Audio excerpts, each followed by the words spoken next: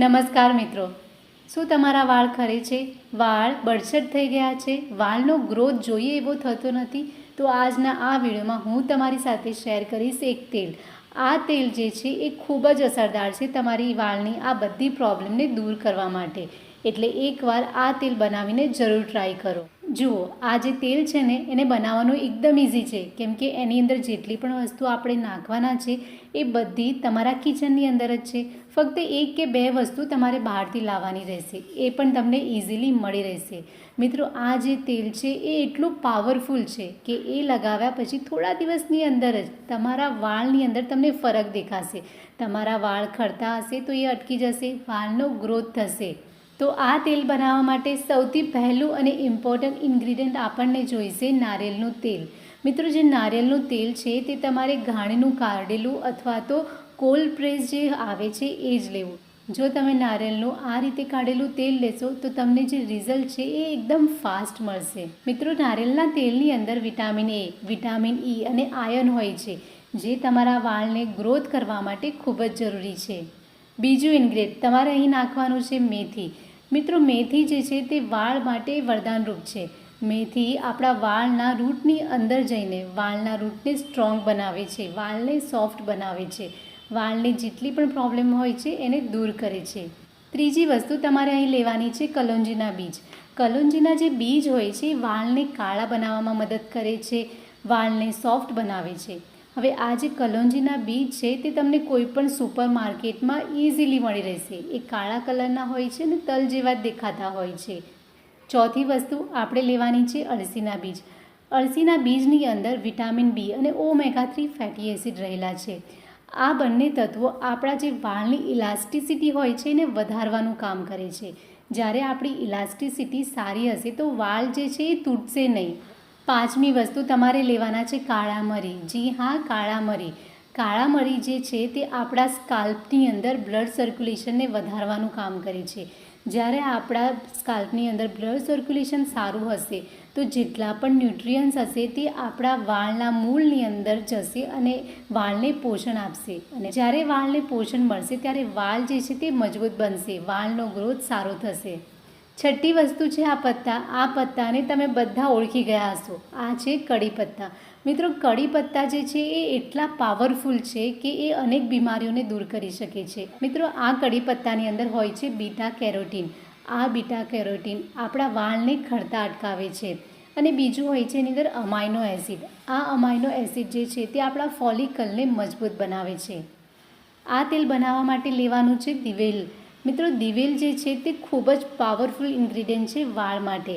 દિવેલ આપણા વાળની અંદર, સ્કાલ્પની અંદર જે બ્લડ સર્ક્યુલેશન હોય છે એને વધારે છે, વાળને ખરતા અટકાવે છે, વાળની અંદર કોઈપણ પ્રકારનું ઇન્ફેક્શન હોય તો એને દૂર કરે છે. હવે છેલ્લે આ તેલની અંદર નાખવા માટે તમારે લેવાની છે વિટામિન ઈની કેપ્સ્યુલ. હા, વિટામિન ઈની કેપ્સ્યુલ. વિટામિન ઈ વાળને નરિશ કરે છે, વાળને ખરતા અટકાવે છે, વાળની જે બધી પ્રોબ્લેમ હોય છે એને દૂર કરે છે. ચાલો હવે આ તેલ કેવી રીતે બનાવવાનું છે એ પણ જાણી લઈએ. પહેલાં તમારે આ તેલ બનાવવા માટે લોખંડની જે કડાઈ આવે છે એ લેવાની છે. મિત્રો, આ તેલ બનાવવા માટે તમારે લોખંડની કડાઈ જ લેવાની છે. જો તમારી પાસે લોખંડની કડાઈ ન હોય, તમારી પાસે કોઈ ઓપ્શન ન હોય, ત્યારે જ તમારે સ્ટીલની કડાઈ લેવાની છે. હવે આ તેલને કેવી રીતે બનાવવાનું છે ચાલો એ પણ જાણી લઈએ. મિત્રો, આ તેલને બનાવવા માટે આપણને જોઈશે લોખંડની કડાઈ. અહીં તમારે લોખંડની કડાઈ જ લેવાની છે. જો તમારી પાસે લોખંડની કડાઈ ન હોય, તમારી પાસે કોઈ ઓપ્શન ન હોય તો જ તમારે અહીં સ્ટીલની કડાઈ લેવી. હવે આ લોખંડની કડાઈની અંદર તમારે લગભગ 100 ml જેટલું નારિયેળનું તેલ નાખી દેવાનું છે. તેલને તમારે ધીમા તાપે જ બનાવવાનું છે. જે ગેસની ફ્લેમ છે તે તમારે હાઈ નથી કરવાની, એકદમ ધીમા તાપે આ તેલને બનાવવાનું છે.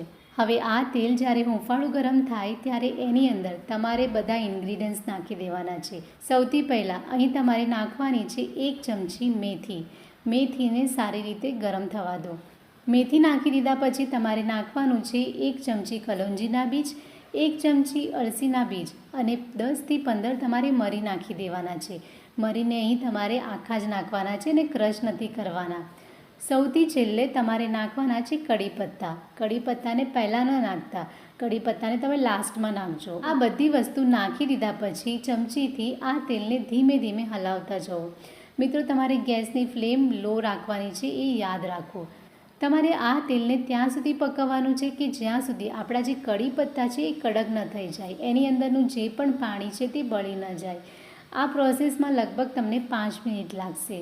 તમે જોઈ શકો છો કે આની અંદર જે પણ આપણે ઇન્ગ્રીડિયન્ટ્સ નાખ્યા છે એ બરાબર ચડી ગયા છે અને કડી પત્તા પણ કડક થઈ ગયા છે, એની અંદરનું પાણી બધું બળી ગયું છે. હવે તમારે ગેસ બંધ કરી દેવાનો છે. ગેસ બંધ કરી દીધા પછી તમારે આ તેલની અંદર નાખવાનું છે 50 ml જેટલું દિવેલ. દિવેલ નાખી દીધા પછી તમારે એને બરાબર તેલની અંદર મિક્સ કરી લેવાનું છે. 1 થી 2 મિનિટ માટે ચમચીથી હલાવીને આ દિવેલને તેલ સાથે મિક્સ કરી લેવું. હવે આ તેલ બનીને તૈયાર છે. આ તેલને ઢાંકીને મૂકી દો. આ તેલને તમારે આખી રાત માટે ઢાંકીને રાખવાનું છે લોખંડની કડાઈની અંદર. એટલે લોખંડના જેટલા પણ ગુણ હોય એની અંદરનું જે આયર આવી જાય, અને બીજું કે એની અંદર આપણે જે પણ ઇન્ગ્રીડિયન્ટ્સ નાખ્યા છે તો એ બધાના તત્વો આ તેલની અંદર આવી જાય. 10 થી 12 કલાક થઈ જાય પછી તમારે આ તેલને સારી રીતે ગાળી લેવું અને એને એક કાચની બોટલમાં ભરીને મૂકી દેવાનું છે. હવે આ તેલને લગાવવાની પ્રોસેસ સમજી લઈએ. આ તેલને તમારે માથું ધોવાના મિનિમમ 2 કલાક પહેલાં લગાવવાનું છે. જ્યારે પણ તમારે આ તેલ લગાવવું હોય તો એટલા પ્રમાણમાં તેલ તમારે અલગ કાઢી લેવું. 1 વિટામિન ઈની કેપ્સ્યુલ આ તેલની અંદર નાખીને તેલને સારી રીતે મિક્સ કરી લો. હવે તમારે આ તેલને આંગળાના જે ટેરવા હોય એની અંદર લગાડીને વાળની અંદર જે જડ હોય આપણી ત્યાં સુધી ગોળાકારમાં ફેરવતા જઈ આ રીતે માથાની અંદર તેલ લગાવી દેવાનું છે.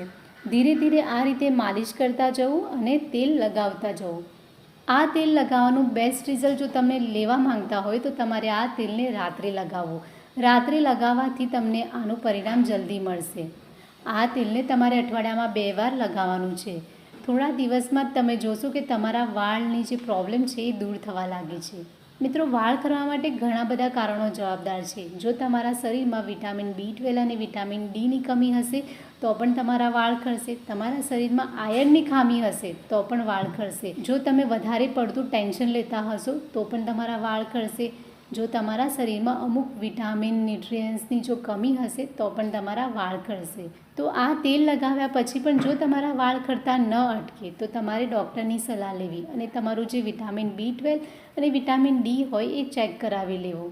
જો તમને મારો વિડીયો યુઝફુલ લાગ્યો હોય તો તમારા ફ્રેન્ડ્સ અને ફેમિલી મેમ્બર સાથે જરૂર શેર કરો અને ચેનલને સબસ્ક્રાઈબ કરી વિડીયોને લાઇક કરી દો. ફરી મળીશું એક નવા વિડીયો સાથે. ત્યાં સુધી હંમેશા સ્વસ્થ રહો, તંદુરસ્ત રહો.